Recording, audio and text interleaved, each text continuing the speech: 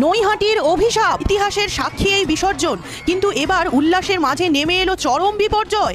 20 foot উচ্চতার কালী মূর্তি, নৈহাটির গর্ব, বিসর্জনের ঠিক আগেই মুখ থুবড়ে পড়লো এক স্থানীয় ব্যক্তি, যে রাগ ও হতাশা নিয়ে বলছেন স্পষ্ট গাফিলতি। বছরের পর বছর ধরে এত বড় পুজো হচ্ছে আর একটি রশিও ঠিক করে বাঁধতে পারে না, এদের আর কত গাফিলতি দেখবো। আবার অন্যদিকে একজন স্থানীয় লোক বলছেন এই ঘটনা নাকি নিছকই দুর্ঘটনা, নাকি কোনো অন্য বার্তা।